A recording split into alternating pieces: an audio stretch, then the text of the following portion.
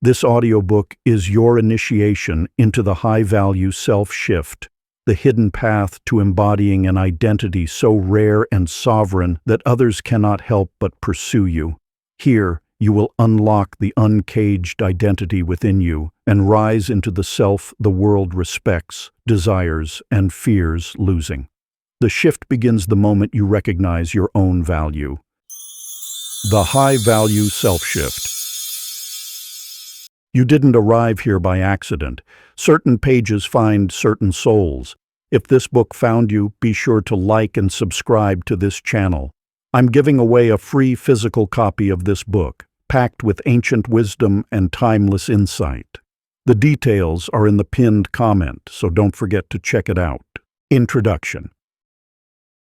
The most profound truth you'll ever discover is this: your entire reality flows from who you believe yourself to be. This isn't motivational rhetoric or wishful thinking. It's the fundamental operating principle of human experience, what I call the field resonance principle. Think of yourself as a living energy field, constantly broadcasting your deepest beliefs about your worth and what you deserve. This field doesn't just influence your thoughts and behaviors, it literally shapes how the world responds to you. When you walk into a room, before you speak a single word, others are reading and reacting to your energetic signature. The mistake most people make is focusing entirely on external actions, the right words, the perfect timing, the polished performance. But trying to modify your outer world while maintaining the same internal frequency is like painting over rust. The corrosion continues underneath, eventually breaking through any superficial changes. True transformation begins with identity alchemy, the sacred art of reconstructing who you know yourself to be at the deepest level.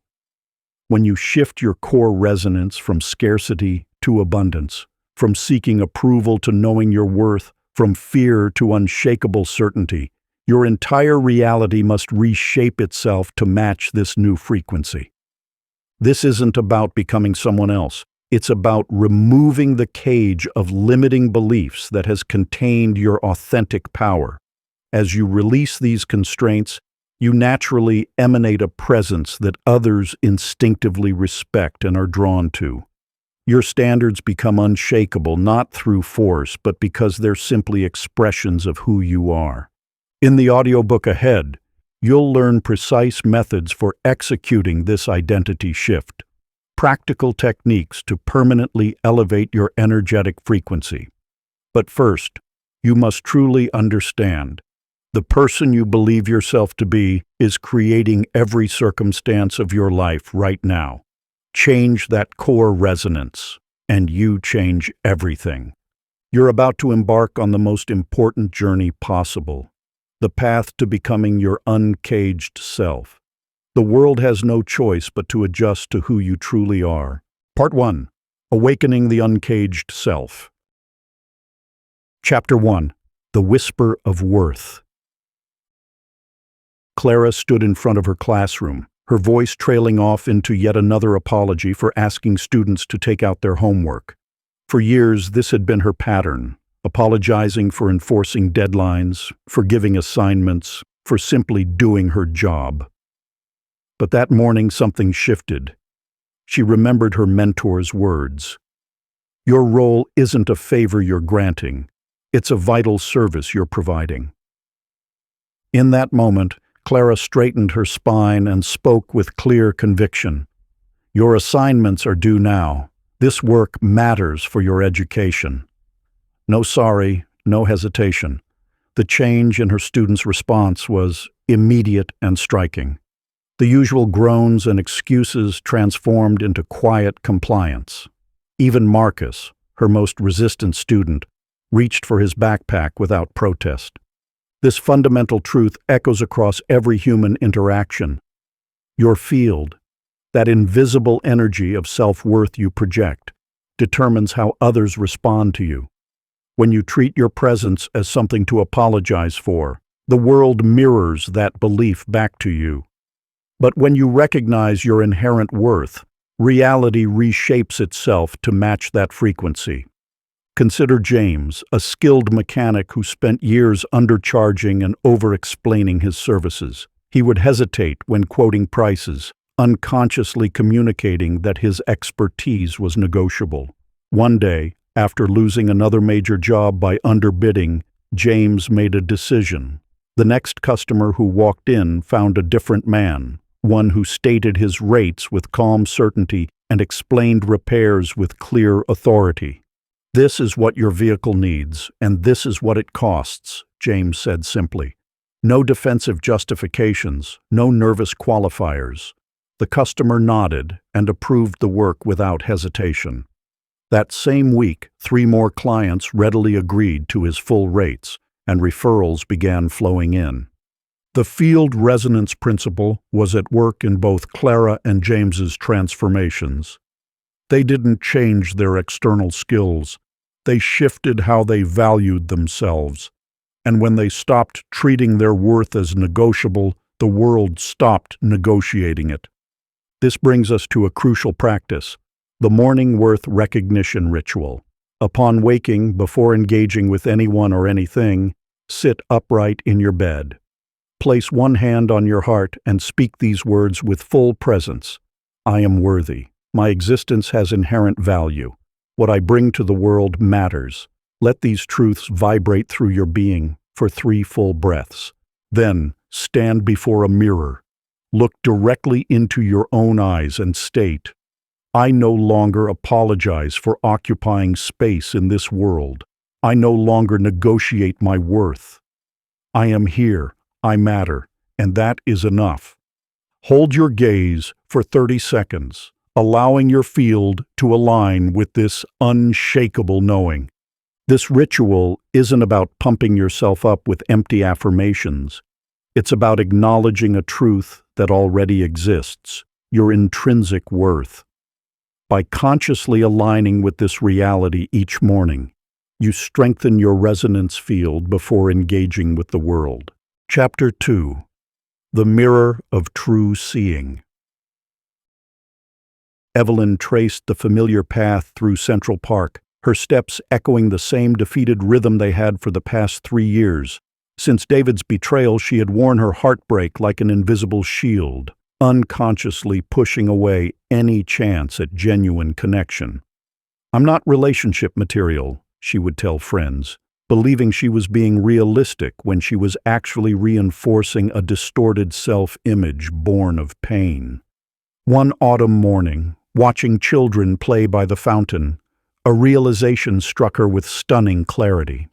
She wasn't protecting herself. She was imprisoning herself in an identity forged in her darkest moment. Her field had become a fortress of fear, repelling not just potential hurt, but all the joy and connection she deeply craved. This recognition points to a fundamental truth. Your field resonance is not determined by what happened to you, but by how you integrate those experiences into your self-image. When you allow past wounds to define your identity, you broadcast a frequency of damage that becomes a self-fulfilling prophecy. Consider Robert, a veteran who returned home carrying more than physical scars. For years, he introduced himself as damaged goods, letting PTSD become not just a condition he dealt with, but the entirety of who he was. His breakthrough came during a support group meeting when another veteran asked, "Who were you before you became a soldier? Who might you become if you stopped letting trauma be your whole story?" Those questions cracked open the shell of Robert's confined identity. He began exploring interests he'd abandoned: photography, woodworking, mentoring youth. With each new experience, he expanded beyond the narrow frequency of broken veteran into something far more complex and whole. His field shifted from broadcasting pain to projecting possibility, and his relationships transformed accordingly. The power to rewrite these inherited narratives lies in your willingness to see yourself clearly, beyond the distortions of past pain or societal labels. This brings us to the cleansing mirror affirmation, a practice for realigning your field with your true essence. Stand before a mirror in complete privacy. Look deeply into your own eyes and state, "I see you beyond all stories of limitation. I release the identities forced upon you by pain, by others, by fear. You are not your wounds. You are not your past. You are pure potential, expressing itself anew in each moment." Maintain eye contact as you speak these words 3 times, allowing each repetition to wash away another layer of distorted self-image. Then, place your hand on the mirror, connecting with your reflection as you declare, "I choose to broadcast the frequency of my authentic self. I am whole. I am expanding. I am free to become." Let these words resonate through your being, feeling your field align with this deeper truth. This practice isn't about denying your experiences or suppressing your wounds. It's about expanding your identity beyond them, allowing your field to broadcast your full spectrum rather than just your scars. Chapter 3. The Law of Inner Standards. Virginia stood in her kitchen, shoulders tense as her teenage children bickered and ignored her requests to help with dinner prep, a scene that had played out countless times before. For years, she had accepted this casual disregard, telling herself that's just how teenagers behave, but something shifted that evening when her daughter rolled her eyes and muttered, "Whatever, Mom," for the 100th time. "Stop," Virginia said, her voice quiet but firm. The kitchen fell silent. "From this moment forward, we're doing things differently. If you want to eat dinner in this house, you contribute. If you want me to drive you to activities, you speak to me with respect. These aren't requests, they're requirements." To her amazement, the shift was immediate. Her children's initial resistance melted into compliance, then genuine cooperation. Within weeks, the entire household dynamic transformed. By raising her standards, Virginia had adjusted her field frequency to one that commanded respect. This illustrates a crucial truth about the field resonance principle. Your standards act as energetic boundaries that determine what others can and cannot do in your presence. Every time you accept less than what you deserve, you broadcast a frequency that invites more of the same. Clyde, a soft-spoken accountant, discovered this principle when he noticed how colleagues would regularly interrupt him during meetings. One day, he calmly raised his hand mid-interruption and said, "I wasn't finished speaking." That simple assertion of his right to be heard created ripples through his professional relationships. People who had previously talked over him began seeking his opinion. By refusing to accept even small acts of disrespect, he reset the energetic parameters of his interactions. The universe responds not to what you want, but to what you will accept. When you establish clear, unwavering standards, you create an energetic force field that naturally repels what doesn't align with your worth. This isn't about becoming rigid or demanding. It's about honoring your inherent value through consistent boundaries. To anchor this teaching, create your standards covenant. Take a blank piece of paper and write at the top, "I hereby declare these standards to be non-negotiable in my field." List the behaviors you will no longer accept, being specific and clear. For example, I no longer accept being interrupted when speaking, passive-aggressive communication, last-minute cancellations, chronic lateness from others, disrespectful tone or language. Then write what you do accept. I welcome and require clear, direct communication, mutual respect in all interactions, consideration for my time and energy, follow through on commitments, recognition of my contributions. Sign and date this covenant.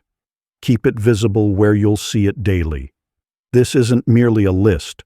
It's a sacred contract with yourself that establishes the baseline frequency of your field. Chapter 4. the currency of presence.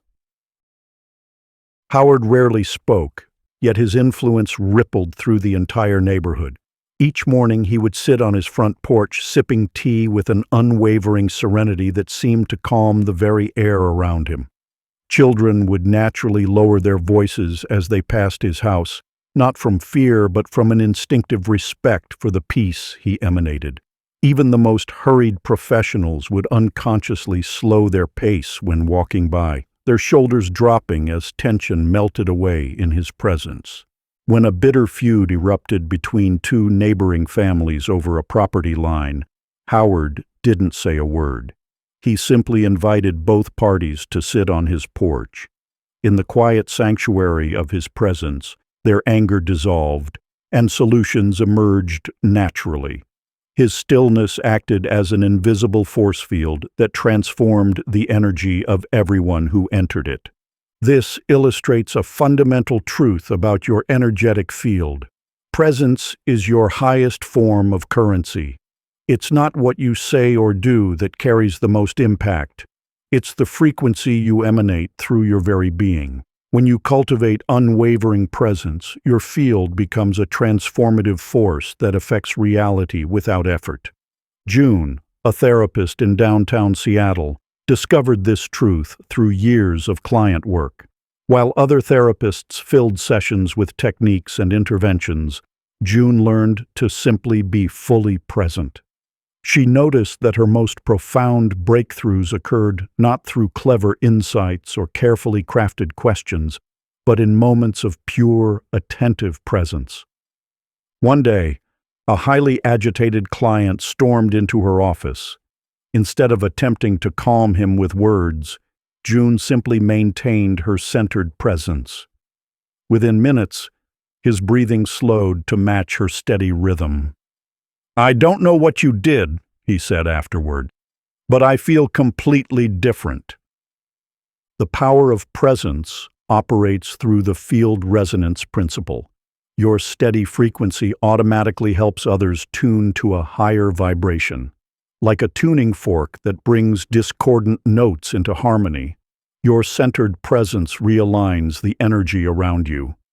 To activate this power in your own field, practice the 5-minute stillness ritual. Find a quiet space where you won't be disturbed.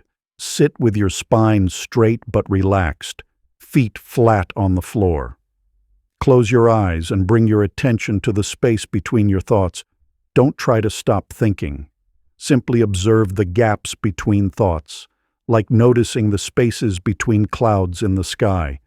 For 5 full minutes, practice being fully present with whatever arises.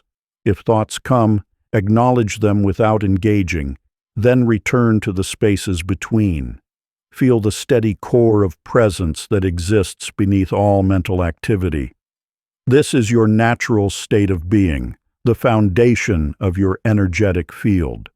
Practice this ritual daily, preferably at the same time each morning. You'll notice your presence becoming stronger, more stable, and more influential in all your interactions. Remember, your presence speaks louder than your words ever could. Chapter 5. Releasing the Pawn of Approval. Samuel sat at his piano in the dimly lit jazz club, his fingers hovering over the keys. For years he had played to please others, watching faces in the crowd, adjusting his style to match their reactions, desperately seeking validation through every note. But tonight was different. Something had shifted within him. He closed his eyes and began to play, not for the audience, but for the pure joy of expression. The music flowed through him like never before, raw, authentic, and powerfully alive. The crowd fell silent, mesmerized by the transformation. What they witnessed wasn't just music. It was truth made audible. This illustrates a fundamental principle of field resonance. Approval-seeking fragments your energy and weakens your magnetic pull. When you perform, speak, or act from a place of seeking validation, you scatter your power across countless external reference points. Your field becomes diluted, losing its natural potency. Consider how Lila discovered this truth in her own life. As a successful executive, she had built her career on collecting validations, perfect performance reviews, admiring glances, constant reassurance from colleagues. Yet despite her achievements, she felt increasingly hollow and unseen. One day, after another exhausting round of seeking approval, Lila made a decision. She would no longer outsource her sense of worth to others' opinions. In meetings, she stopped checking faces for approval before speaking. In relationships, she ceased adjusting her behavior to please others. A remarkable shift occurred. The more she released the need for validation, the more people were drawn to her authentic presence. To strengthen your own field, you must undergo an approval detox. Begin with the following ritual. For the next 7 days, maintain an approval fast. Each morning, write down this declaration. Today, I release the need for anyone's approval, including my own. I act from my center, not for external validation. Throughout the day, notice each impulse to seek approval. Don't judge these impulses, simply observe them with curiosity. When you catch yourself seeking validation, take a deep breath and ask, what would I do right now if I didn't need anyone's approval? Record each instance in an approval awareness journal. Note what triggered the approval-seeking behavior and how it felt to choose differently. This practice isn't about becoming indifferent to others. It's about reclaiming your inner authority and allowing your natural resonance to shine through. After 7 days, you'll notice a profound shift in your energy field. Like Samuel at his piano or Lila in her boardroom, you'll discover that true magnetic presence emerges not from collecting approvals, but from releasing the need for them entirely. Your field becomes whole, undiluted by the constant search for validation, and others naturally respond to this integrated power. Chapter 6: The Quiet Authority. Martha moved through the hospital corridors with an unhurried grace that seemed to part the chaos before her. Even during code blues and critical emergencies, her measured steps and steady presence transformed panicked atmospheres into focused action. Other nurses rushed, but Martha glided. Doctors who typically barked orders found themselves speaking more clearly when she was present. Her calm decisiveness didn't demand attention. It commanded it naturally. One night, during a particularly chaotic emergency, the usual frenzy gripped the ward. But as Martha entered the room, something shifted. Her deliberate movements and centered presence created a pocket of clarity amid the storm. Without raising her voice, she coordinated the team through her actions rather than words. The patient stabilized, and afterward, a junior nurse asked her secret. Martha smiled and said, "I learned long ago that authority isn't in the volume of your voice, but in the steadiness of your being." This reveals a profound truth. True authority emerges not from position or power, but from complete alignment between who you are and how you move through the world. When your identity is anchored in unshakable self-knowledge, your mere presence becomes a stabilizing force. Consider Dennis, a senior accountant at a mid-sized firm. For years, he struggled to be heard in meetings, his valuable insights often overlooked. Then he discovered the power of measured speech. Instead of rushing to fill silences or competing for attention, he began to pause deliberately before speaking. He would take a full breath, align his thoughts, and deliver his insights with quiet conviction. The transformation was remarkable. His colleagues, who once talked over him, began to lean in when he spoke.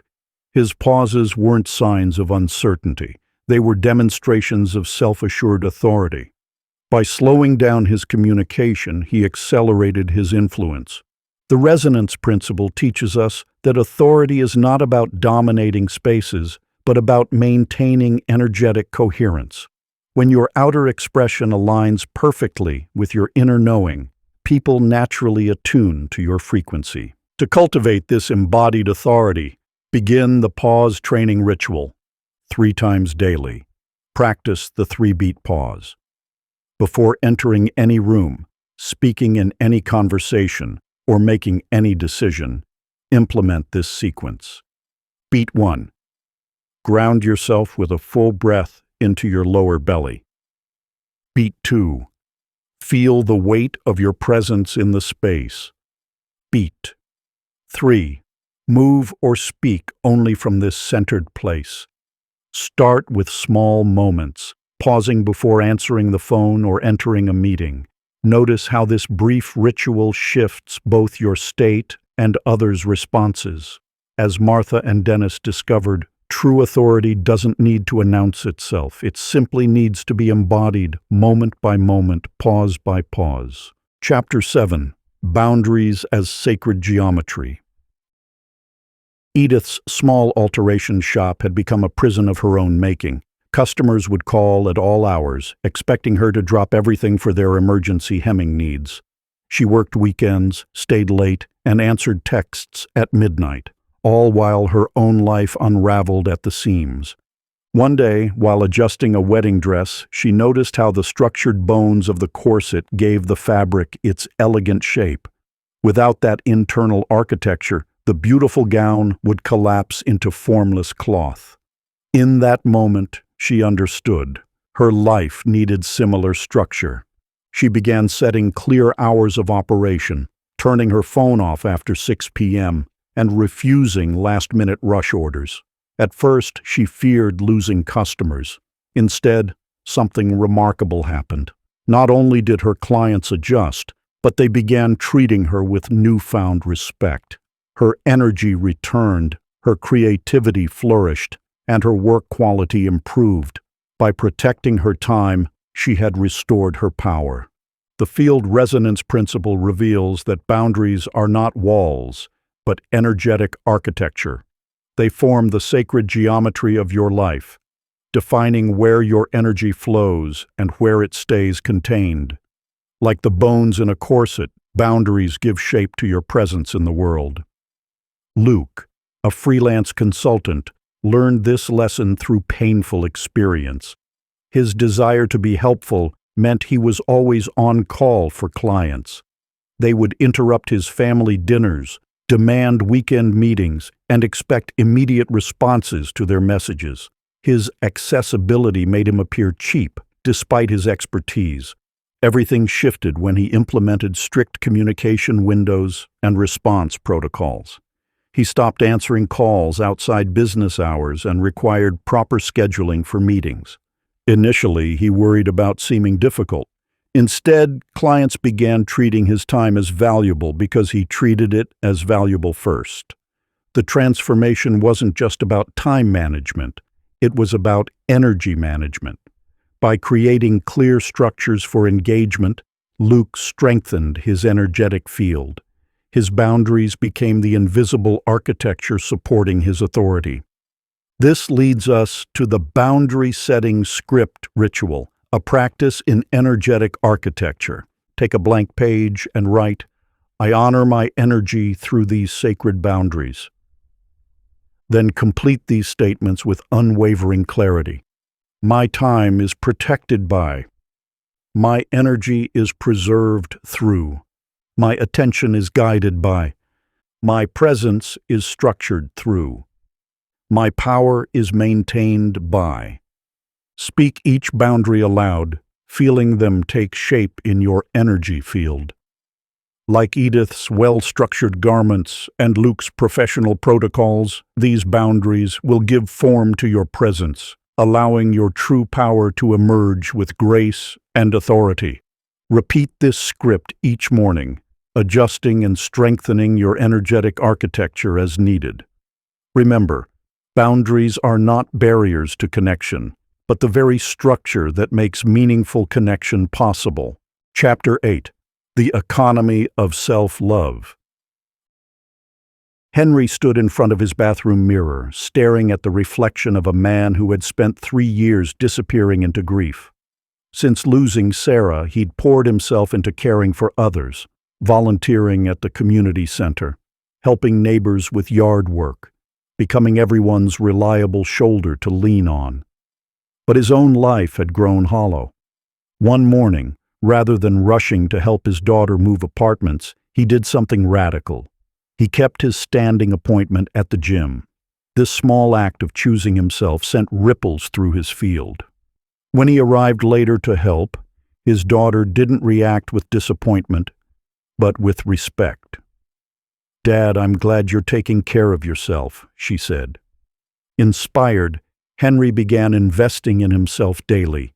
He hired a personal trainer, bought new clothes, and enrolled in photography classes, a passion he'd abandoned decades ago. As his self-care deepened, people's responses to him shifted dramatically. His opinions carried more weight at work. His friends sought his counsel rather than just his help. Even potential romantic interests began appearing in his life. The field resonance principle teaches that self-investment is not selfishness, it's energetic wisdom. When you pour from an empty cup, your field becomes depleted, creating a vacuum that attracts more depletion. But when you maintain your own reservoir, your field radiates abundance, naturally drawing more abundance toward you. Ruth learned this truth during her 15 years as a waitress at a busy diner. She was known for working extra shifts, covering for everyone, and never saying no. Her generosity, however, bred exploitation. Co-workers began expecting her to handle their responsibilities, and customers took advantage of her accommodating nature. Everything changed when Ruth caught bronchitis and was forced to rest for 2 weeks. During her recovery, she realized how much she'd neglected herself. Upon returning to work, she maintained firm boundaries about her schedule and stopped doing others' side work. She expected pushback, but something unexpected occurred. Her tips increased, and her co-workers began treating her with newfound respect. By investing in her own well-being, Ruth had strengthened her field. Her energy became more valuable because she valued it first. This is the paradox of energetic exchange. The more you honor yourself, the more others honor you. This wisdom leads us to the daily self-investment practice. Each morning, before engaging with the world, perform these 3 acts of energetic alignment. First, place your hands over your heart and declare, "I invest in my highest good today." Then choose one action that honors your physical well-being, one that nurtures your mind, and one that feeds your spirit. These might be as simple as a morning walk, reading for 30 minutes, or spending time in meditation. Second, before each interaction, pause and ask, "Does this exchange honor my energy?" If the answer is no, adjust your boundaries accordingly. Third, end each day by acknowledging 3 ways you invested in yourself, saying, "I honor the sacred exchange between giving and receiving." Through this practice, you strengthen your field's capacity to attract respect, abundance, and authentic connection. Like Henry and Ruth, you'll discover that self-investment isn't just about personal care. It's about creating an energetic foundation that transforms every aspect of your life. Chapter 9: Storycraft. Alice spent 5 years blending into office walls, making herself small to avoid attention. Her cubicle became a fortress of invisibility, where she processed data quietly and efficiently, never raising her voice in meetings or challenging others' ideas. But everything changed the day she discovered an old journal from her college years. Reading through her passionate declarations about changing the world through innovative software design, Alice realized she had gradually erased herself from her own story. That evening, she began writing a new narrative, not about who she had become, but about who she truly was. Within a month of consciously shifting her self-story, her presence in meetings transformed. She spoke with the authority of someone who understood her value. 3 months later, she was leading the department's newest software initiative. The field resonance principle teaches us that your narrative identity acts as a frequency transmitter. The story you tell about yourself becomes the energetic blueprint that reality mirrors back. When you program your field with a diminished narrative, the world responds accordingly. But when you consciously author your story from a place of power, your field amplifies to match that frequency. Gerald faced this truth after his third failed business venture. For years, he had carried the story of being the guy who couldn't succeed. Each setback reinforced this narrative until it became a self-fulfilling prophecy. One day, while mentoring his nephew in baseball, Gerald heard himself say, "Every strike brings you closer to the next home run." The words stopped him cold. That evening, Gerald began reframing his story. His failures weren't endpoints. They were chapters in a larger story of preparation. Each venture had taught him invaluable lessons about business, resilience, and leadership. Within 6 months of rewriting his narrative, Gerald launched his most successful business yet, one that incorporated all the wisdom gained from his previous attempts. This brings us to the personal legend rewrite ritual. Find a quiet space where you won't be disturbed. Light a candle to symbolize illuminating your true story. Take 3 deep breaths and place your hand over your heart. First, write down the old story you've been telling about yourself. Read it aloud, then burn it safely in the candle's flame, saying, "I release this limiting narrative from my field." Next, write your new story in the present tense, as if it's already true. Begin with "I am," and include your core qualities, your purpose, and your impact on the world. Read this aloud 3 times, each time with increasing conviction. Finally, write 3 daily actions that align with your new narrative. These become your anchors for living from this elevated story. Close by, placing both hands over your heart and declaring, "This is my true story. This is who I am." Perform this ritual at each new moon, updating your story as you evolve. Your field will begin resonating with this higher narrative, attracting circumstances and opportunities that match your reclaimed identity. Chapter 10. The First Right. Franklin had worked at the steel factory for 23 years, his shoulders hunched under the weight of others' expectations. Each morning, he would park his truck in the last row, far from the supervisor spots, walking with his eyes down past the gleaming vehicles of management. One morning, something shifted. Franklin arrived early, pulled into the front row, and parked his weathered truck right next to the CEO's luxury car. It wasn't an act of rebellion. It was a declaration. He stepped out, straightened his back, and walked into the factory with his chin lifted. That simple act of honoring himself rippled through his entire world. Within weeks, his suggestions in meetings were being implemented, his expertise sought after, and his presence acknowledged with newfound respect.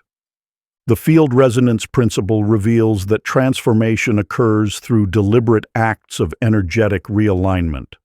When you honor yourself through conscious ritual, you activate a quantum shift in your field that reality must mirror. This is the essence of the first rite of uncaging, a ceremonial integration of worth, presence, and sacred boundaries. Nora understood this when she stood before her dormitory mirror on graduation morning. For years, she had dimmed her light to make others comfortable, apologizing for her academic excellence. That morning, she performed a private ceremony. She wrote down every "I'm sorry" she'd ever said for being exceptional, burned the paper in a small bowl, and mixed the ashes with red lipstick. Looking into her reflection, she drew a perfect crimson line across her lips, not as makeup, but as war paint. That day, she delivered her valedictorian speech without a single apology, her presence electric with authentic power. The ceremonial uncaging ritual demands sacred space and unwavering commitment. Begin at sunrise or sunset, creating a circle of 7 objects that represent your inherent power.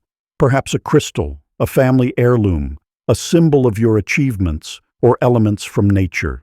Stand in the center of your circle, facing east. Light a white candle and speak these words. I call upon the field that flows through all things. Today, I step out of every cage, visible and invisible. Turn to face each direction, declaring your liberation from specific limitations. To the east, I release the cage of others' expectations. To the south, I release the cage of self-doubt. To the west, I release the cage of past wounds. To the north, I release the cage of false smallness. Return to face east, raise your arms, and proclaim, I stand uncaged, sovereign in my power, clear in my worth, steady in my presence. The field knows my true nature, and reality now aligns with my authentic self. Close by, anointing your wrists and throat with an oil of your choosing, marking yourself as free. Maintain silence for the remainder of the day, letting your field stabilize in its new configuration. This ritual marks your emergence as an uncaged being. Your presence now carries the resonance of sovereignty, and the world will respond accordingly. Part 2. Deepening the practice of high value. Chapter 11. The Magnet of Conviction. Franklin's small clock-making shop sat nestled between gleaming boutiques in the city's fashionable district.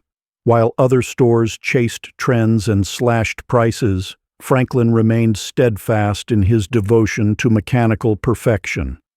Each timepiece he created took weeks of patient craftsmanship, his weathered hands carefully assembling gears and springs with reverent precision. Critics said his methods were outdated, his prices too high for modern consumers, but Franklin knew the truth that lived in his bones. Excellence was timeless, and true craft held power. He worked with unwavering focus, letting his conviction speak through every piece he created. Slowly, word spread. Collectors began making pilgrimages to his shop, drawn not just by the quality of his work, but by the palpable atmosphere of mastery that permeated the space. They would watch him work, mesmerized by his quiet certainty. "There's something different here," they would whisper. Franklin's conviction had created a field so powerful that it transformed his modest shop into a temple of craftsmanship. The field resonance principle teaches us that conviction is not merely belief. It is a force that shapes reality. When you operate from unshakable knowing, your field becomes charged with a magnetic power that draws aligned opportunities and people to you. Conviction transforms your energetic signature from a whisper to a command that the universe must answer. June had taught third grade for 12 years, always knowing she had more to offer. While others saw teaching as a job, she saw it as a calling. Her conviction in every child's potential radiated through her classroom, creating an environment where even the most challenged students began to flourish. When the school board sought someone to develop a revolutionary new curriculum, they didn't look at resumes or credentials. They felt the unwavering force of June's conviction and knew she was the one. Her belief in educational possibility had created a field so compelling that opportunities naturally gravitated toward her. Your conviction becomes your reality. Each time you choose certainty over doubt, decisiveness over hesitation, you strengthen your field's resonance. This isn't about positive thinking. It's about aligning your entire being with what you know to be true. The conviction contract is a sacred pact you make with yourself. Take a blank piece of paper and write at the top, "I hereby declare these truths as the foundation of my field." Below, write 3 absolute truths you know about yourself and your path. Sign it with your full name and the date. Place this contract where you'll see it daily, touching it each morning as you speak your truths aloud. Let each declaration charge your field with the power of unshakable knowing. Every time you honor your conviction through action, you amplify its power. Your field becomes an unwavering beacon, drawing to you exactly what aligns with your deepest truths. This is the alchemy of absolute certainty, the power to transform possibility into reality through the force of your conviction. Chapter 12. Sovereign Communication. In 1912, Martha sat at her telegraph station, fingers steady on the brass key. While other operators rushed through transmissions, she maintained an unwavering precision with each dot and dash. Her messages carried a clarity that set them apart. No confused signals, no garbled meanings, just pure intention flowing through the wire. One stormy night, a crucial message arrived about an incoming train carrying dangerous cargo. Where others might have hurried, Martha took her customary measured breath. She transmitted the warning with such crystalline clarity that the receiving station caught a vital detail others had missed. Her precise communication prevented a catastrophic collision, saving hundreds of lives. The railroad executives marveled not at her speed, but at the sovereign power of her carefully chosen signals. The field resonance principle reveals that words carry energetic weight far beyond their literal meaning. When you speak from a place of sovereignty, each word becomes charged with intentional power. This isn't about speaking more. It's about allowing your words to arise from a deeper well of truth and presence. Your communication creates ripples through the field, affecting not just the immediate interaction, but the entire fabric of your reality. Scattered, reactive speech weakens your resonance, while words chosen with sovereignty strengthen your energetic presence. Raymond's corner store had always been a hub of neighborhood drama. For years, he matched his customers' frantic energy, getting drawn into every complaint and crisis. But after a health scare forced him to slow down, he discovered something remarkable. When he began speaking with measured calm, pausing before each response, the entire store's atmosphere transformed. Regular customers who once rushed in and out now lingered, sharing meaningful conversations. Complaints decreased as people unconsciously matched his deliberate tempo. His sovereign communication had created a field of such steady clarity that it changed not just interactions, but the very nature of his business. This transformation is available to you in every moment. Each word you speak is either strengthening or diluting your field. The key lies not in controlling your speech, but in allowing it to flow from your centered presence. When you speak from sovereignty, your words naturally align with your highest truth. The 3-sentence refinement ritual creates a daily practice of sovereign speech. Each morning, before speaking your first words, take 3 deep breaths and silently state, "My words arise from truth, flow with purpose, and serve the highest good." Throughout the day, pause before speaking to ask, "Does this communication strengthen or weaken my field?" Each evening, reflect on one interaction where your words carried sovereign power, feeling how that alignment strengthened your presence. Chapter 13. The Alchemy of Desire and Detachment. Eleanor stood in her sunlit studio, surrounded by canvases that had consumed 5 years of her life. Each painting represented countless hours of meticulous dedication, yet something felt off. Her work had grown rigid, controlled, more about perfection than expression.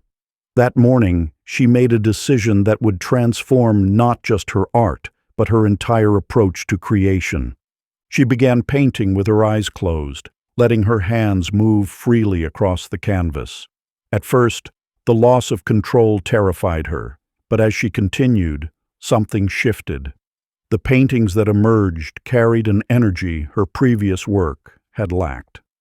Collectors who had passed by her technically perfect pieces now stood transfixed before these raw expressions of unleashed creativity. By releasing her grip on outcomes, she had tapped into a deeper current of artistic power. The field responds not to desperate grasping, but to the perfect balance of focused intention and sacred surrender. When you learn to hold your desires with open hands, you create space for universal forces to work through you.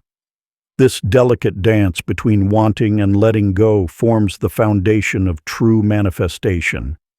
Samuel had fished the same waters for 30 years, fighting against nature's rhythms with increasingly sophisticated equipment.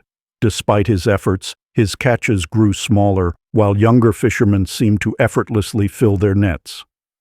One day, exhausted from another fruitless attempt, he watched an old man cast a simple line into the water. "The fish are always here," the old man said, "but they come in their own time." Something in those words struck Samuel deeply. He began studying the patterns of tide and wind, learning to feel the right moment rather than force it. His catches not only improved but required less effort. He had discovered the power of aligned timing, of working with the field rather than against it. This balance of desire and surrender governs every aspect of life. Your desires create the initial resonance, but it's your ability to release attachment that allows those desires to manifest in their highest form. When you push too hard, you actually create resistance in the field. When you find the sweet spot between intention and allowance, life begins to flow with remarkable ease.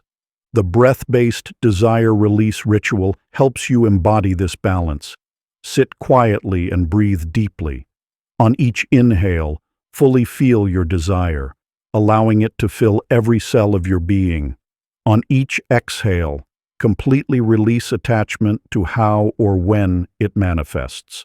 Continue for 7 breaths, feeling the power of holding desire and surrender in perfect balance. With each cycle, notice how your energy shifts from desperate wanting to aligned allowing. This practice trains your field to maintain the optimal resonance for manifestation, strong in intention yet free from attachment. Chapter 14. Rituals of Refinement. Beatrice arrived at her violin studio each morning before dawn, engaging in a sacred ritual that transcended mere practice. She began by polishing her instrument with precise, loving strokes, letting her fingers trace the wood's familiar grain. Next came the methodical tightening of her bow, followed by stretches that aligned both body and mind. Only then would she lift the violin to play. Her colleagues often questioned such elaborate preparation, suggesting she could fit in more performance time. But Beatrice understood something deeper. These weren't just habits, but ceremonies that shaped her relationship with music itself. Over time, her performances gained a quality that moved audiences to tears, not through technical perfection, but through the profound reverence she brought to every note. Your field requires the same careful cultivation. Refinement isn't about pursuing perfection. It's about maintaining the resonant frequency of your highest self. Each small act of conscious preparation strengthens your energetic signature, creating a foundation for masterful living.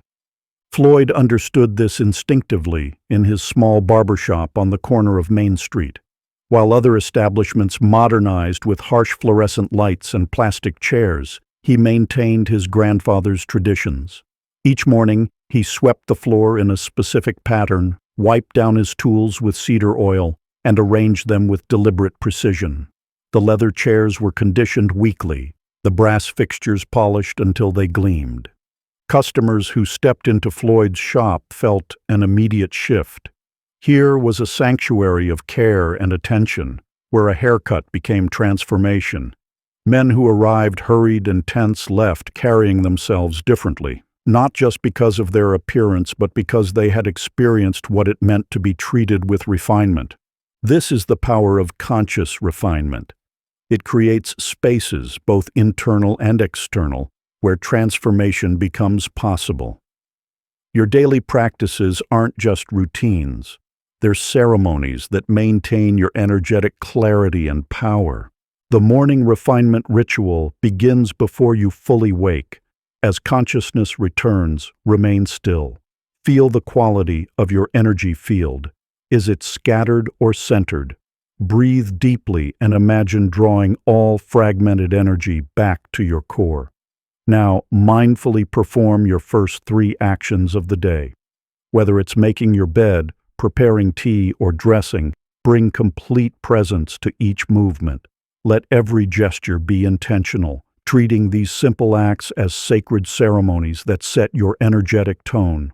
This ritual creates a foundation of refinement that influences every subsequent interaction, elevating not just your day, but your entire field of influence. These practices aren't about perfection, they're about presence. Each mindful action reinforces your commitment to living as your highest self, maintaining the refined frequency that naturally attracts respect, opportunity, and alignment. Chapter 15. The Companion Within. Dorothy had spent 30 years as head librarian at the Memorial Library, carefully curating stories for others while neglecting her own. After losing Richard, her husband of 4 decades, the silence in her home became deafening. But among the towering shelves and whispered conversations, she discovered something unexpected: the art of becoming her own closest confidant. Each morning, Dorothy began speaking to herself with the same tenderness she once reserved for Richard.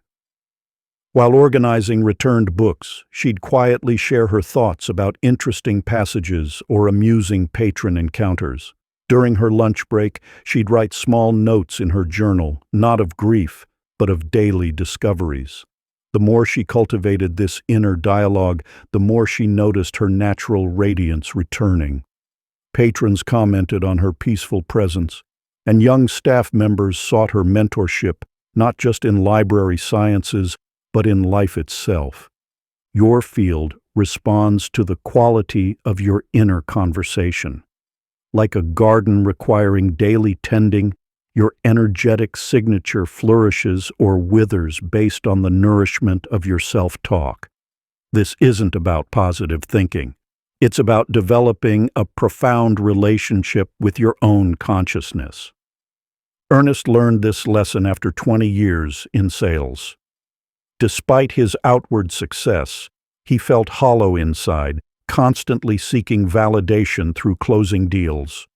During a particularly challenging quarter, instead of pushing harder, he began having morning conversations with himself. Before each client meeting, he would pause in his car and speak to himself as a trusted mentor would. "You've got this, Ernest. Your value isn't in the sale, it's in your integrity and presence." The shift was subtle at first, but as weeks passed, something remarkable happened. His desperate need to close every deal dissolved, replaced by genuine confidence. Clients sensed this change, responding not to practiced pitches, but to his authentic self-assurance.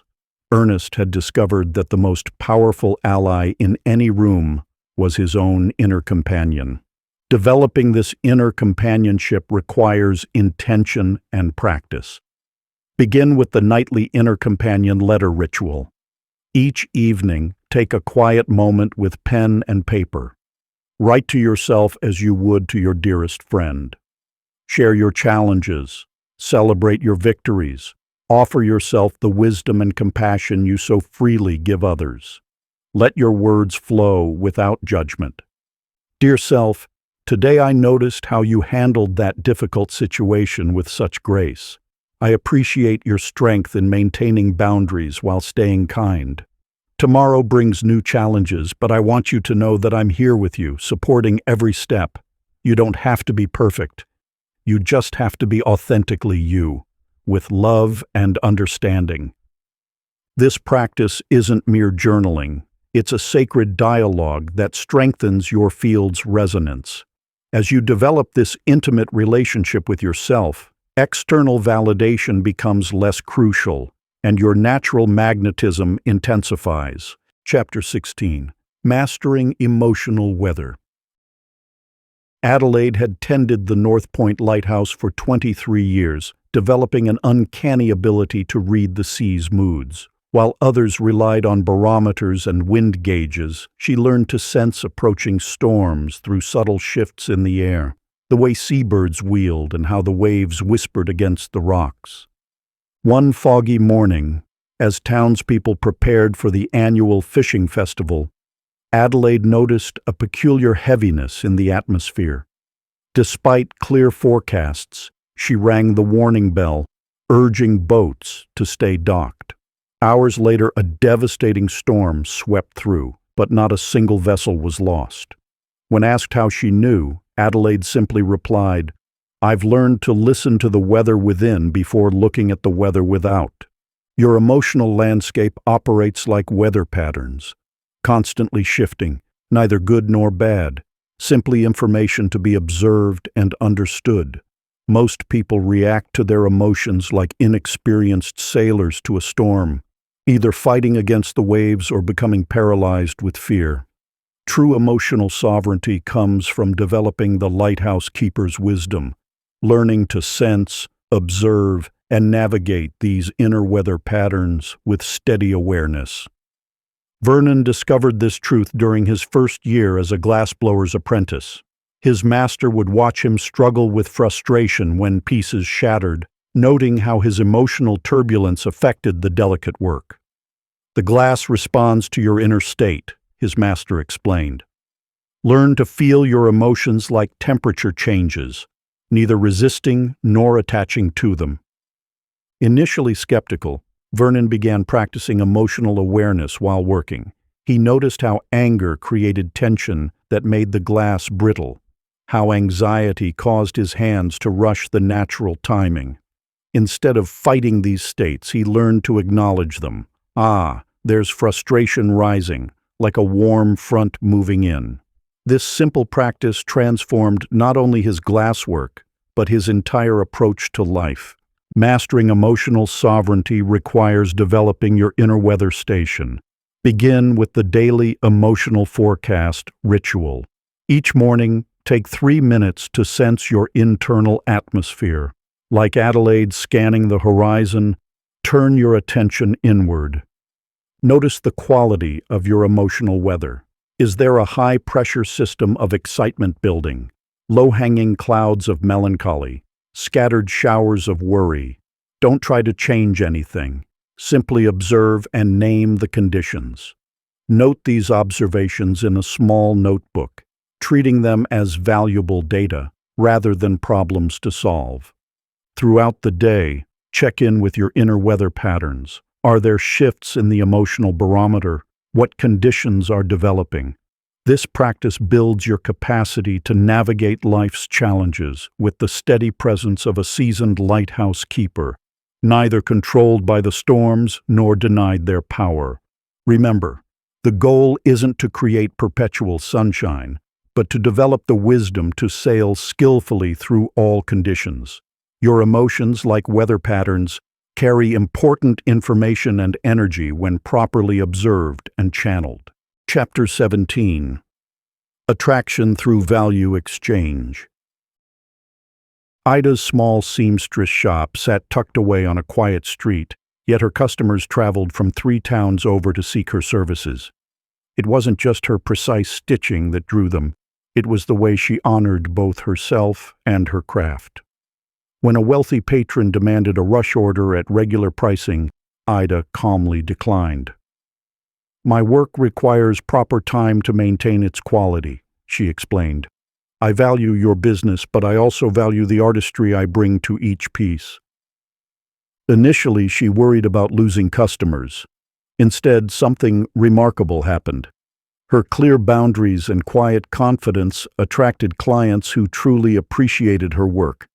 They began paying her prices without hesitation, referring friends, and treating her with profound respect. Ida had discovered a fundamental truth. When you honor your own value, others naturally do the same. The universe operates on a principle of balanced exchange. Like the natural flow between ocean and shore, every relationship requires a harmonious give and take. When this balance is disrupted, whether through undervaluing or overgiving, the relationship's foundation begins to erode. Henry, a cobbler in a bustling market town, learned this lesson through years of undercharging for his craft. "I should be grateful for any business," he'd tell himself, fixing shoes for whatever customers offered. Despite working longer hours than any other craftsman, he barely earned enough to maintain his shop. Everything changed when an elderly mentor noticed his struggle. "Your prices reflect how you value your own mastery," the mentor observed. "Each time you accept less than your work is worth, you teach others to devalue your craft." Gradually, Henry began charging prices that reflected his expertise. Some customers left, but those who stayed developed a deeper appreciation for his artistry. They stopped haggling and started bringing him their finest boots. His income doubled, while his working hours decreased.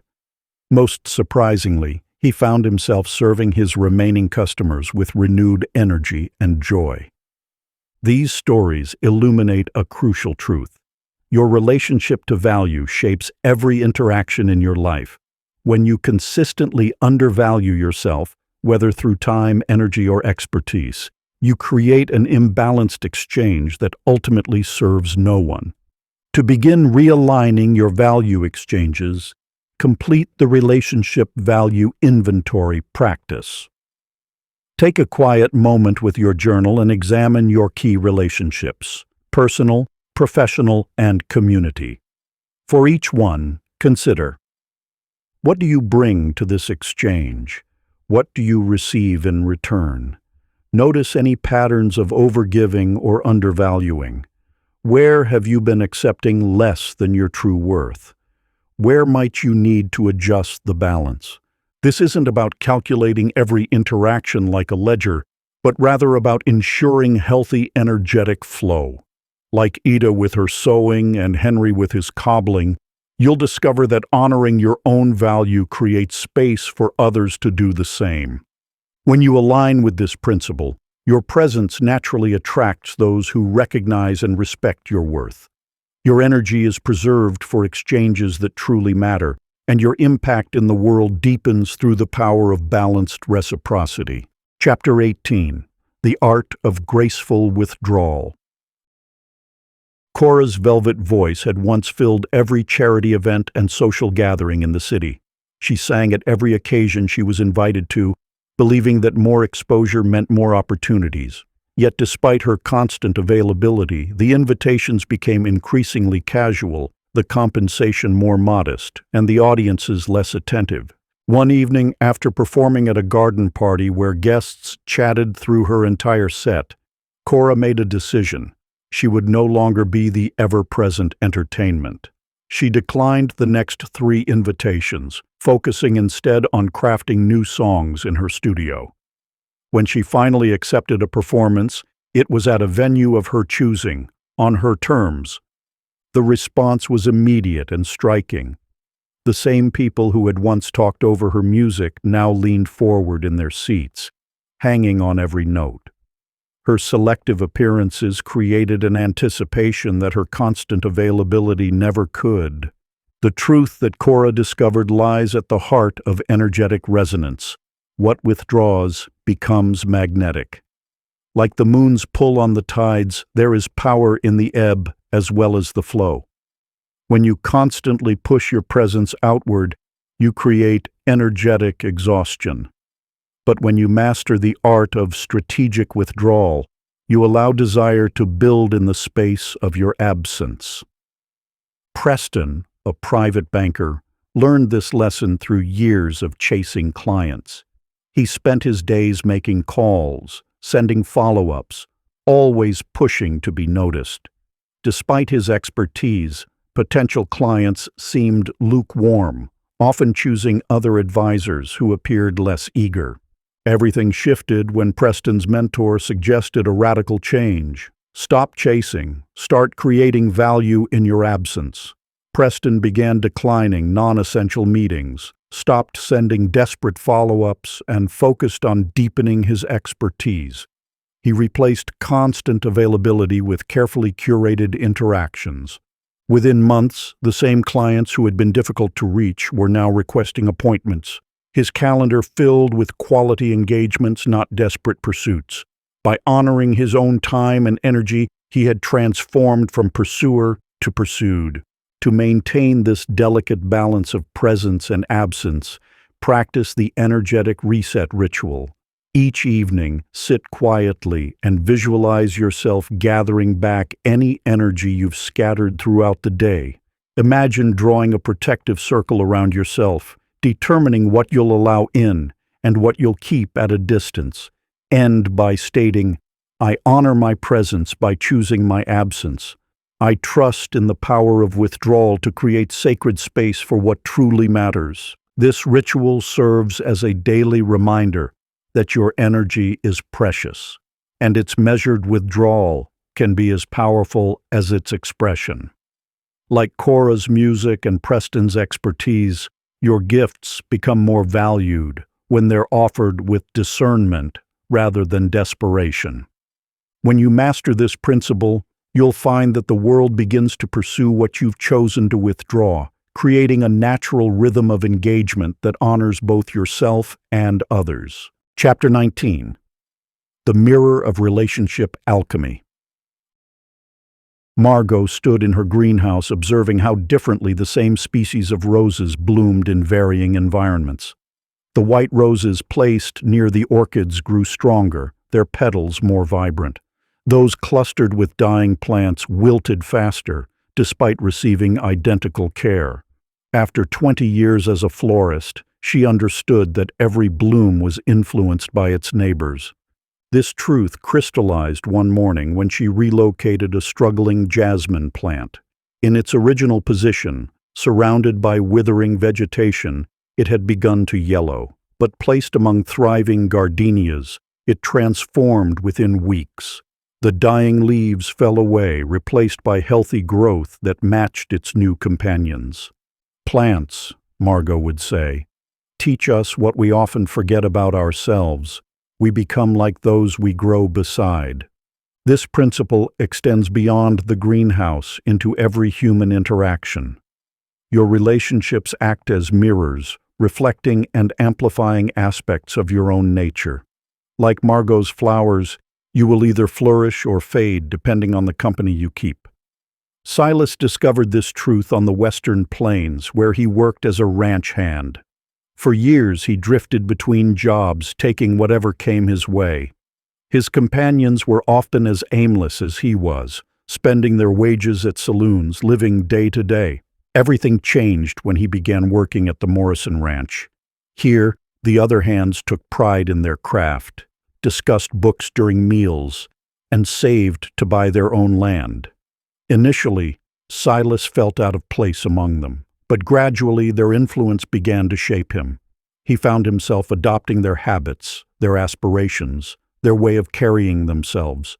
Within a year, Silas had opened his first savings account. Within 2, he was learning about animal husbandry from veterinary books. His transformation wasn't forced. It was the natural result of elevating his environmental standards. Like Margot's flowers and Silas's journey, your growth is intimately connected to your relational environment. Each person in your life either nourishes your highest potential or drains your vital energy. This isn't about judgment, but discernment, understanding that relationships shape destiny. Begin the relational reflection exercise by sitting quietly with a journal. Draw a circle and place yourself at the center. Around you, write the names of the 5 people you spend the most time with. For each person, answer 3 questions. How do you feel after spending time with them? What aspects of yourself emerge in their presence? What dreams or goals do they inspire or discourage? Now imagine these relationships as gardens. Some may be overgrown with weeds requiring pruning or clearing. Others might need more nurturing to fully bloom.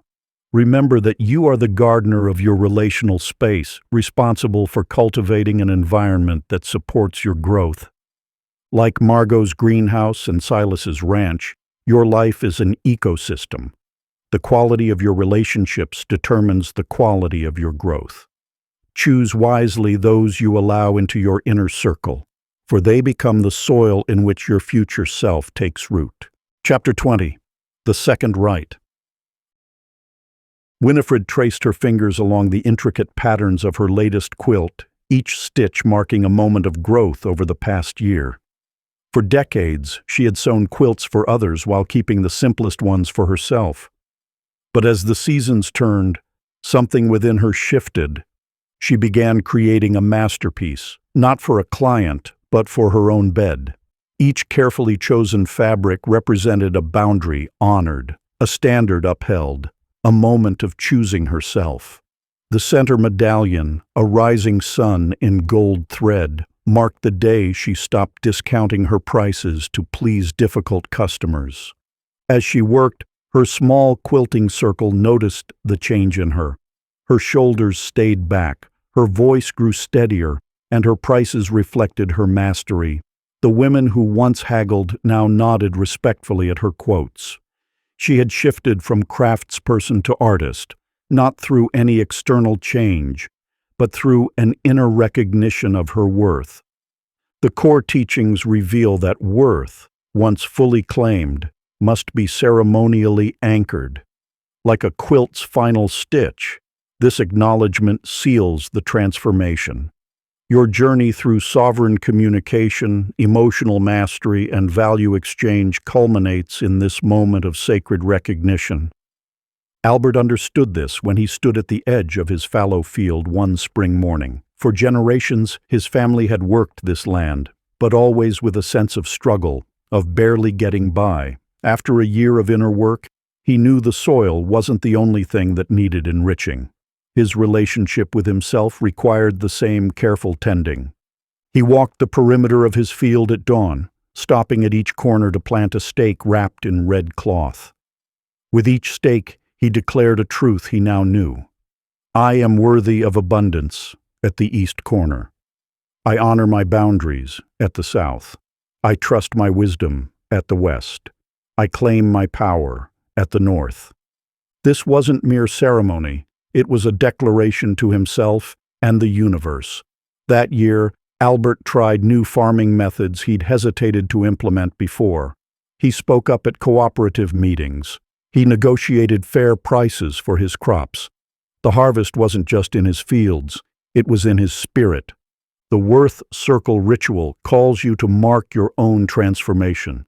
Find a space where you can walk in a circle, a room, a garden, or even draw one on paper. Place 4 candles or markers at the cardinal points. Begin in the east, the direction of new beginnings. Speak aloud the worth you now claim. Move to the south, declaring the standards you uphold. At the west, acknowledge the wisdom you've gained. Complete the circle in the north by stating your commitment to your highest self. Like Winifred's quilt and Albert's field, this ritual creates a tangible container for your intangible transformation. Each step marks the distance traveled from who you were to who you've become. Stand in the center of your circle, feeling the strength of your boundaries, the clarity of your presence, and the unwavering certainty of your worth. Part 3. Mastery. Becoming the one they chase. Chapter 21. Presence as presence of power. Rufus stepped onto the podium, his weathered hands steady at his sides. The concert hall hummed with the chaos of 100 musicians warming up, violins screeching, brass blaring, woodwinds trilling. He made no dramatic gesture, issued no command. He simply stood, fully present, allowing his stillness to ripple outward. Within moments, the cacophony subsided. Musicians lowered their instruments one by one, drawn into his field of quiet authority. The silence that followed wasn't empty, it was pregnant with possibility, with the power of contained energy waiting to be directed. This art of presence speaks to a fundamental truth. Authentic power needs no announcement. It lives in the body, breathes through every cell, and influences without effort. Like gravity, it acts on everything within its field. Ada witnessed this same principle at work in her small-town post office. After 20 years of trying to control the morning rush with stern words and rigid rules, she discovered a different way. One morning, exhausted from trying to manage everyone else's urgency, she simply stood behind her counter and took 3 deep breaths. Something shifted in the air.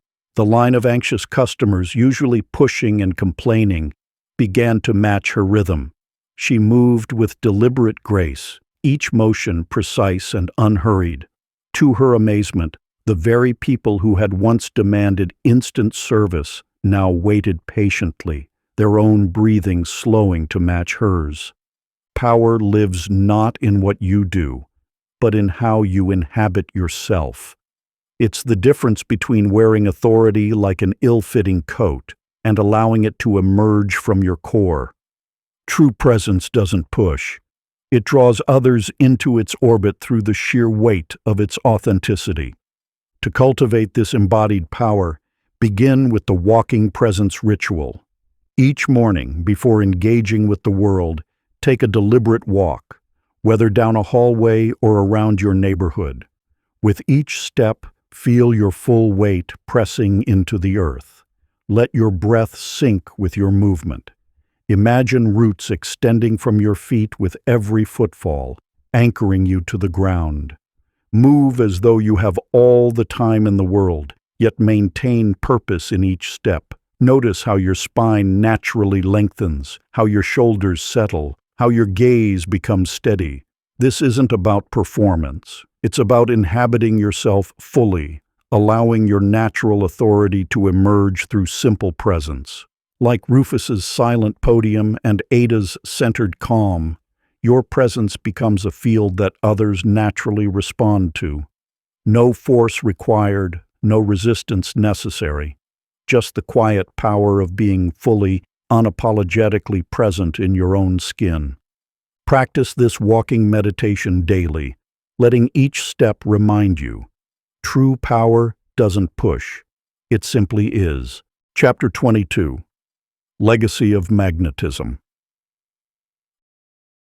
Clyde's workshop stood at the edge of town for 40 years, its weathered sign promising nothing more than fine carpentry. He never advertised, never lowered his prices to compete, never rushed a single piece. Each morning he arrived at precisely 7, donned his apron, and began his day with the same careful inspection of his tools.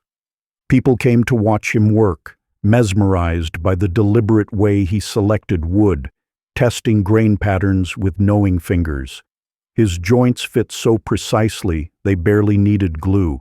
Chairs he built in his youth still graced dining rooms across 3 counties, their craftsmanship unmarred by decades of use. When asked his secret, Clyde would simply say, "Wood remembers every cut. Make it count."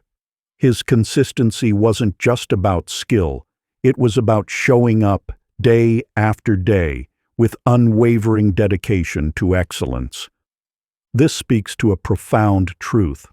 Magnetism isn't built on occasional brilliance, but on relentless consistency.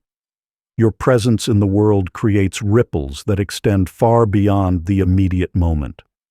Every interaction, every piece of work, every choice becomes part of your energetic signature. Consider Ida May, whose tiny seamstress shop served 5 generations of families. She never learned to use electric sewing machines, preferring the steady rhythm of her treadle singer. Her stitches were small miracles of evenness, each one placed with the same care, whether mending a child's play clothes or crafting a wedding dress. "My grandmother got her first dress from Miss Ida May," customers would tell their daughters. "And now you will too." They came not just for her skill, but for the ritual of it, the careful measurements, the quiet wisdom shared over pins and fabric, the certainty that whatever left her hands would be done right. Excellence, sustained over time, becomes its own form of magnetism. It creates a field of trust that draws people back, generation after generation. This isn't about perfection, it's about showing up consistently, doing your best work regardless of who's watching, and honoring the craft itself. To begin crafting your own legacy, engage in the legacy mapping ritual. Take a blank journal page and draw a circle in its center. Write your name inside. Now, draw lines outward like spokes of a wheel. At the end of each line, write one area where your work touches others' lives, your craft, your relationships, your service to community. Beneath each spoke, write 3 commitments: what you will do consistently, what standard you refuse to compromise, what value you wish to be remembered for. Keep this map where you'll see it daily. Let it remind you that every action, every choice, every moment of showing up fully weaves into the tapestry of your lasting impact. Like Clyde's furniture and Ida May's stitches, your legacy builds not through grand gestures, but through the quiet excellence of daily devotion. Chapter 23. The Discipline of Radiant Integrity. Vernon Lee inherited the position of town treasurer during the darkest days of the Depression.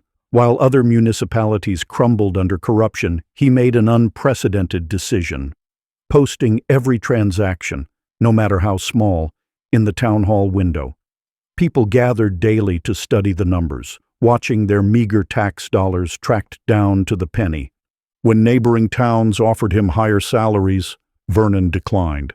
"Numbers tell stories," he would say, adjusting his wire-rimmed glasses, "and every story deserves to be told truthfully."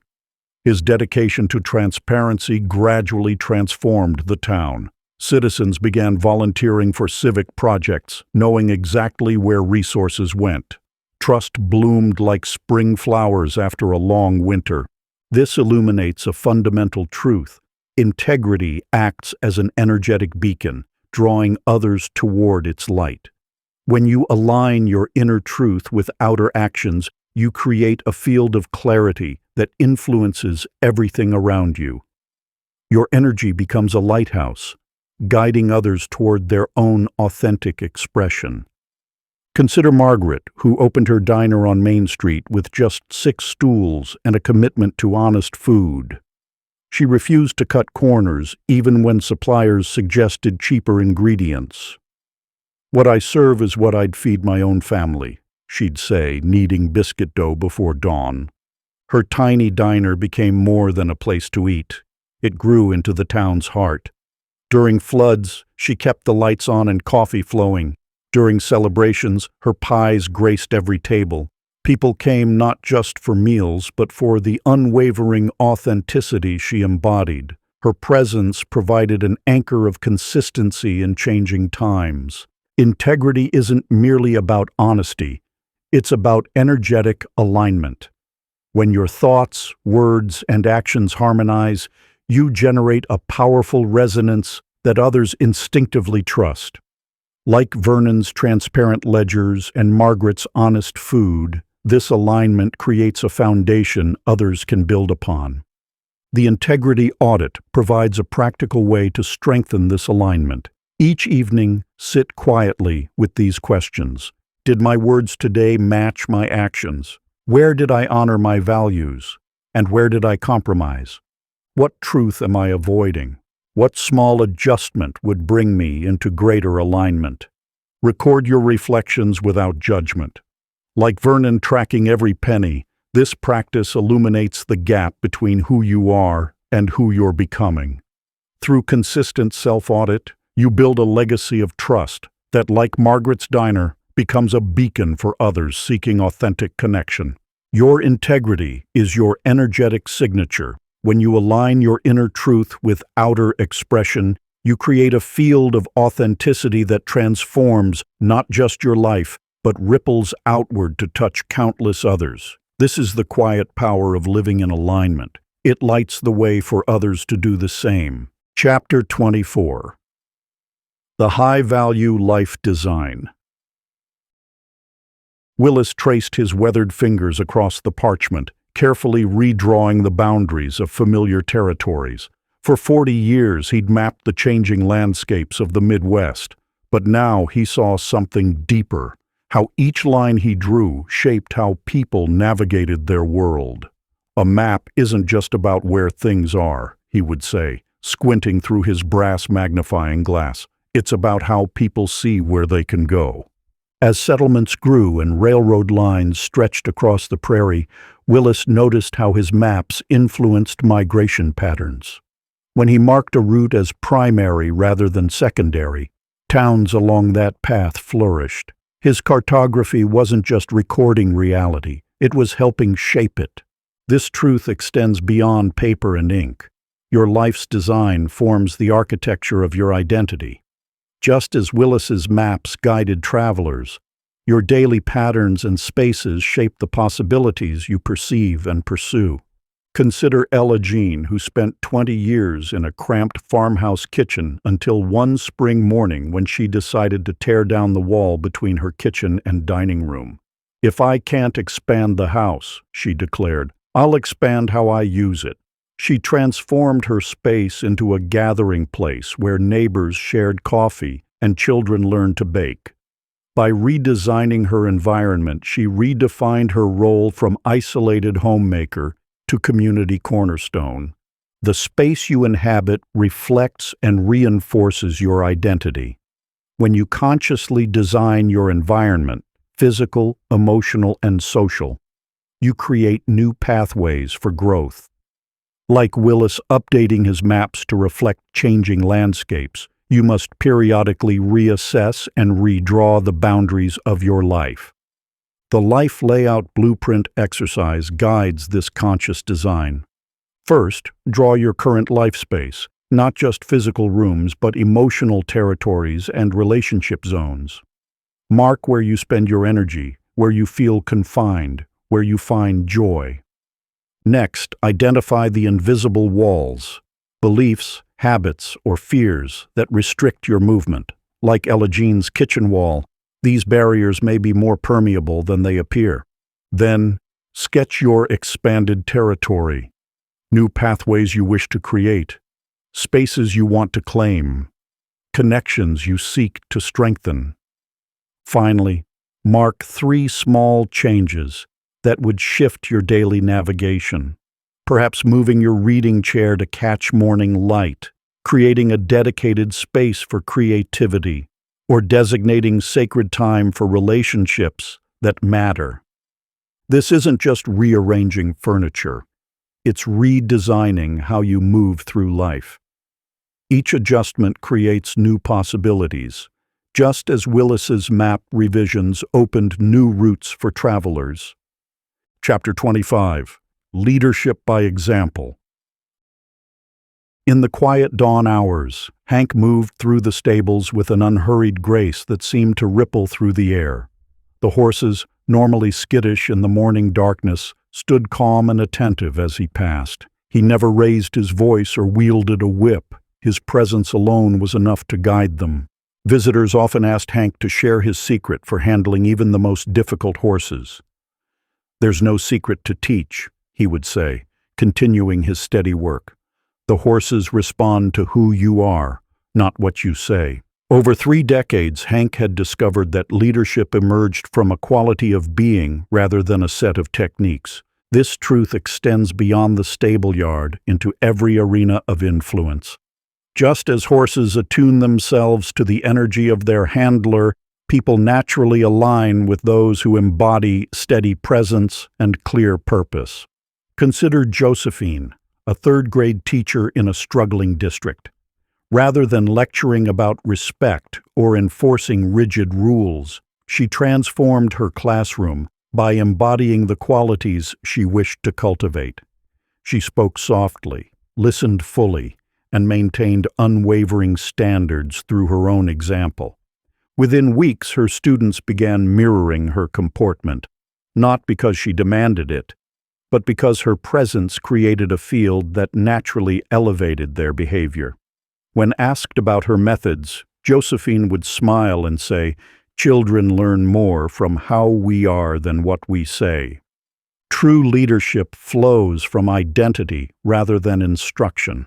Like Hank with his horses and Josephine with her students, your influence emerges from the energy you carry rather than the words you speak.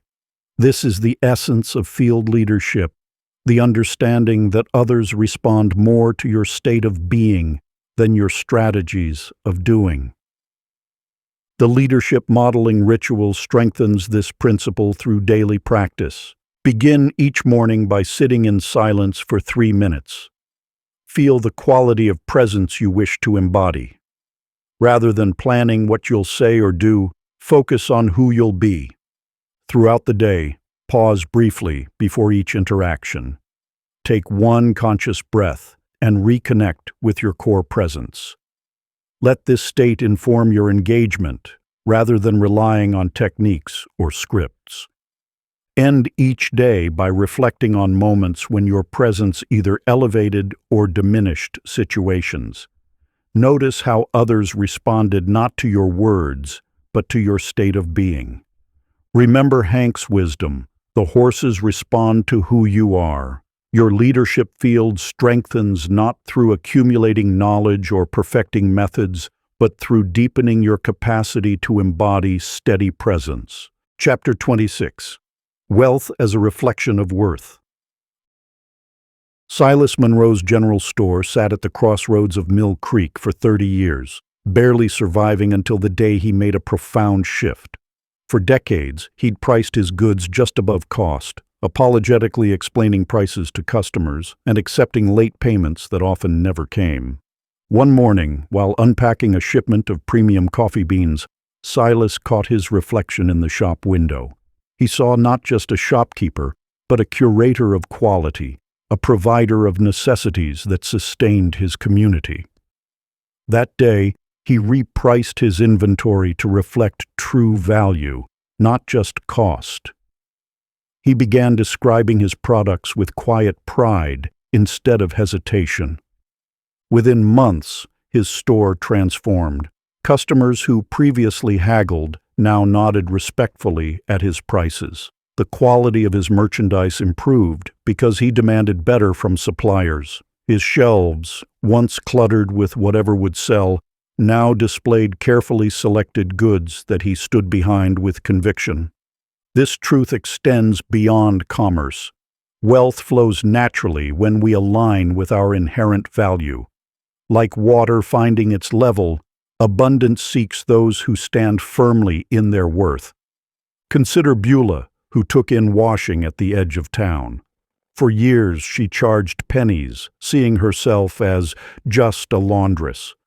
But watching how her carefully pressed linens transformed homes and occasions, she began to recognize the dignity in her craft. She raised her prices to reflect the excellence of her work, improved her methods, and started offering specialty services for fine fabrics. Soon, her small laundry service had a waiting list. Ladies who once haggled over pennies now gladly paid her premium rates. Her transformation wasn't about marketing or business strategy. It was about claiming the value she'd always possessed. Your relationship with wealth mirrors your relationship with worth. When you discount your value, the world responds accordingly.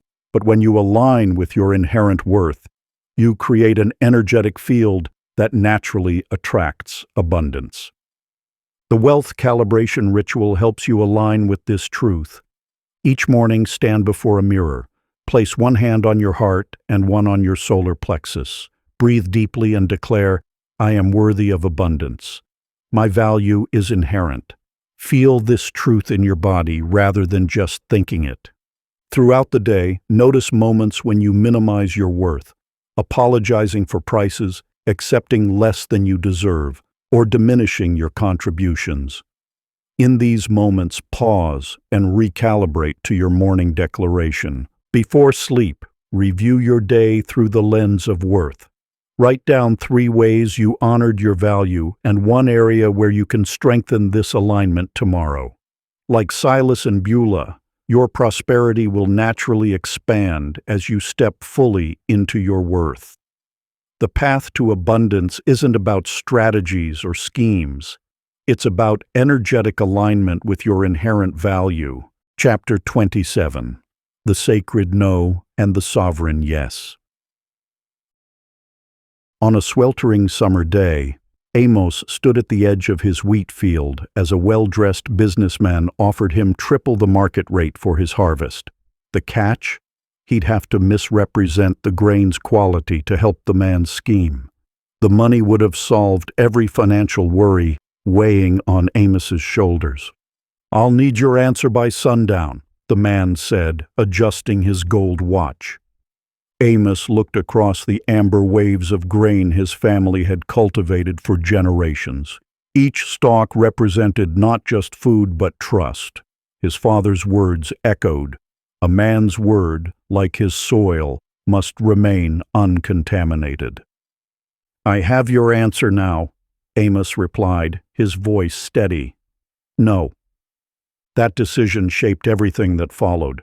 Word spread about Amos's integrity. Local mills began paying premium prices for his certified pure grain. Within 3 years, his farm became the standard bearer for quality in 3 counties. Every choice carries this power. The power to shape not just circumstances, but who you become. Each yes or no is a thread in the tapestry of your destiny. Pearl, a night nurse at County General, discovered this truth through a different path. For years, she said yes to every extra shift, every colleague's request, every demanding patient's unreasonable demands. Her energy depleted, her spirit dimmed, until one day she collapsed in the break room. During her mandatory rest, Pearl realized something profound. Her automatic yes was really a no to herself. She began practicing what she called the sacred pause, waiting 3 breaths before any response. In that space, she checked her truth.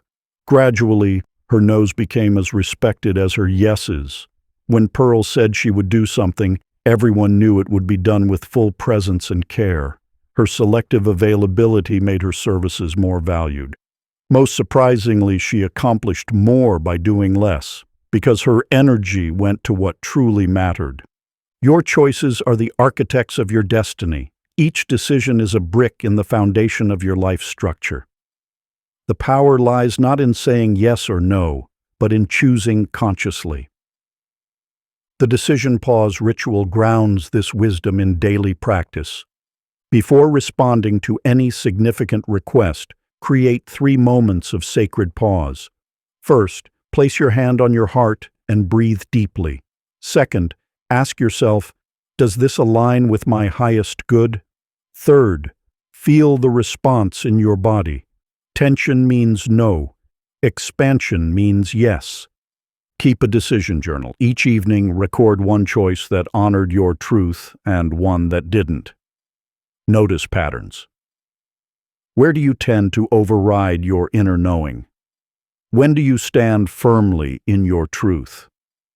Practice saying, "I'll need to check and get back to you," instead of immediate answers. Give yourself the gift of conscious choice. Like Amos and Pearl, let each decision arise from your core truth rather than external pressure. Chapter 28. The Intimacy of Unfading Desire. Otis crafted letters for those who couldn't write, sitting at his wooden desk in the town square. For 30 years, he penned everything from love declarations to business contracts. But his most profound lesson came from watching how people approached matters of the heart. Some would pace frantically, dictating desperate pleas of love. Others demanded he write harsh words of possession or jealousy. But Otis noticed that the letters that received the most meaningful responses were those written from a place of steady, confident love. One day, a young man burst into his stall, insisting on writing a 4th letter to a woman who hadn't responded to his previous 3. Otis set down his pen and shared what decades of letter writing had taught him. Love flows like water. It can't be grabbed or forced, only channeled with gentle hands. The truth about intimate connections lies not in pursuit, but in presence. When we release the need to control outcomes, we create space for authentic bonds to form. Like a garden, love thrives not through force, but through patient tending. Coraline discovered this wisdom after losing her husband of 40 years. While others urged her to shield her heart, she made a radical choice: to love more openly than ever before. She volunteered at the local hospital, fostered abandoned pets, and hosted Sunday dinners for anyone who needed family. "People think I'm brave," she would say, "but I'm just being honest. Loss taught me that love isn't something to protect, it's something to live." Her approach transformed not just her life but those around her. Without seeking romance, she created such a rich field of authentic connection that others were naturally drawn to her wisdom and warmth. She became the confidant of young couples, the mentor to grieving widows, the friend everyone trusted with their heart's truth. The core revelation is this: true intimacy emerges not from grasping, but from grounding. When you stand sovereign in your own heart, you become capable of real connection. Like Otis's letters and Coraline's open heart, love flourishes when we release the need to control its flow. The heart-centering ritual anchors this wisdom in daily practice. Begin each morning by placing both hands over your heart. Breathe deeply into this center of sovereign love. Speak these words: "I am complete within myself." All love flows from this wholeness. Visualize yourself as a steady lighthouse, radiating love without seeking it, offering warmth without demanding return. Feel the strength of loving from sovereignty rather than scarcity. Carry this centered presence into every interaction. Notice how relationships shift when you approach them from wholeness rather than hunger. Like Otis and Coraline, let your love flow from a place of steady truth rather than desperate need. Chapter 29. Transcending the Fear of Loss. Through the clicking of telegraph keys, Maud witnessed countless stories of human connection and loss. Each message that passed through her hands carried hopes, fears, and hearts laid bare across the wires. For 15 years, she lived in constant anxiety, worried that one mistake in transmission could shatter someone's world. The weight of this fear grew until her hands trembled at the keys. But one stormy evening, as lightning threatened the lines, Maud had an epiphany. A message came through about a birth, new life entering the world even as the tempest raged. In that moment, she realized that life's messages would find their way, with or without her fear. She began approaching her work differently. Instead of carrying the burden of every message, she became a clear channel, trusting in the flow of connection rather than trying to control it. Her accuracy improved, her presence steadied, and the telegraph office transformed into a space of calm certainty. The fundamental truth about fear is that it creates static in our energetic field. Like interference on a telegraph line, fear of loss disrupts the clear transmission of life's natural flow. When we release this fear, we become better conductors of life's essential currents. In a small town's community garden, Albertine tended her plots through every season. While others anxiously watched their plants for signs of failure, she moved with quiet confidence through the cycles of growth and rest. When asked about her secret, she would smile and point to the fallen leaves nourishing the soil. "Everything returns," she would say, "just in different forms. The flowers fade but feed next season's bloom. Nothing is truly lost, it just changes shape." Her garden flourished not because she fought against nature's rhythms, but because she trusted them. Even during droughts, she maintained her steady presence, knowing that cycles of abundance would return. Her trust created a field of such harmony that other gardeners began bringing their troubled plants to her plot, where they mysteriously thrived. To live without fear of loss is to align with life's natural rhythm. Like Maud at her telegraph key and Albertine in her garden, We find our power not in controlling outcomes, but in trusting the deeper patterns at work. The releasing ritual grounds this wisdom in practice. Stand in flowing water, a shower, stream, or rain. Feel the water moving over your hands. Name each fear as it arises and watch it dissolve into the flow. Speak these words. I release the need to control. I trust life's current. Let the water carry away old patterns of anxiety, replacing them with trust in life's natural wisdom. Chapter 30. The Third Right. In the quiet dawn hours, Winslow stood before an unmarked stone, his chisel poised with practiced certainty. For 40 years, he had carved headstones that told other people's stories, but this morning he would engrave something different, a declaration of his own becoming. His hands moved with deliberate grace, each strike precise and purposeful. The stone was not a memorial, but a testament, bearing words that had taken him a lifetime to earn. Through these hands, beauty endures. As the sun rose, passers-by stopped to watch. They felt the weight of something sacred unfolding, a man claiming his full identity in stone.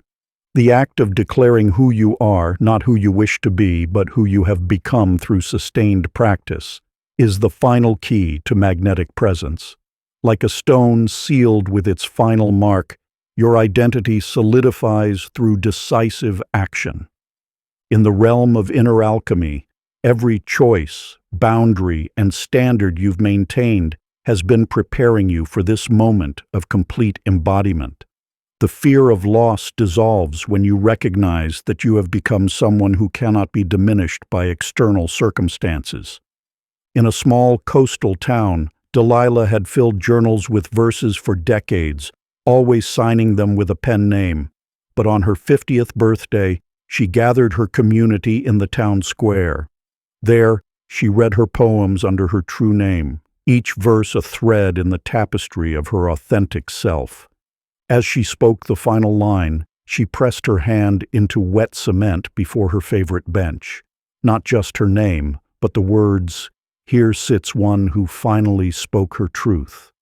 The townspeople witnessed not just a poetry reading, but a woman fully claiming her power.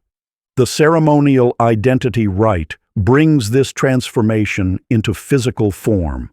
Create a private altar with objects representing your journey, items that mark moments of strength, choice, and becoming.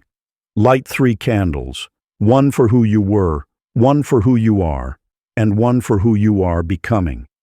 Stand before your altar and speak these words. I claim my sovereign identity. Through my presence, I shape reality. In my truth, I stand complete. What I am cannot be unseated. By my power, this is decreed. Take a piece of paper and write your full name, followed by 3 declarations of who you have become. Seal these words with wax or bury them in earth, marking the moment your identity shifted from seeking to being. This is not an end, but a beginning, the moment you step fully into the magnetic field of your authentic power. Conclusion. The transformation you've undergone is not merely a change in behavior, but a fundamental shift in your energetic signature. Like a tuning fork that has found its perfect resonance, your being now vibrates at a frequency that naturally draws others into alignment with your worth. Consider the difference between a flame that flickers uncertainly and one that burns with steady intensity.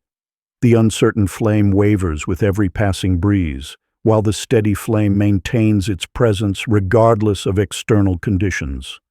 You have become that steady flame, not through force or pretense, but through the natural embodiment of your uncaged identity.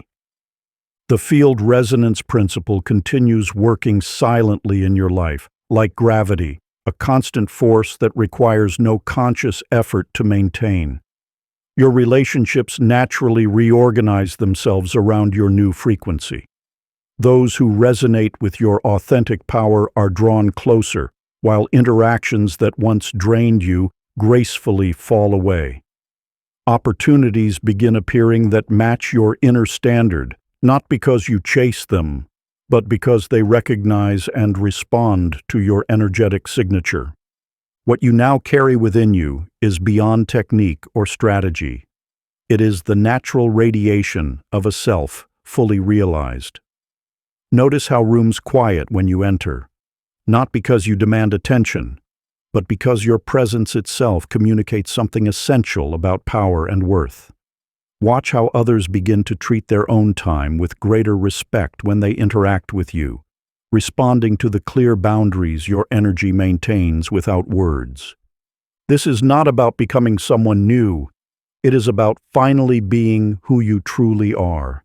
The cage that once contained you hasn't been destroyed. It has been outgrown, like a shell that served its purpose and naturally falls away. The freedom you now experience isn't freedom granted by others, but the natural state of a being who knows their inherent value. Your uncaged identity now operates as a living force in the world, creating ripples of transformation far beyond your immediate sphere. Like a lighthouse whose beam reaches ships you'll never see, your example of sovereign worth touches lives in ways you may never directly witness. This is the ultimate expression of high value, not in what you do, but in how fully you allow yourself to be. The field resonance principle ensures that as long as you maintain this frequency of self-worth, the outer world will continue adjusting to match it. This is not a destination reached, but a new way of being, one that deepens and enriches with each passing day. You are no longer the one who chases or proves.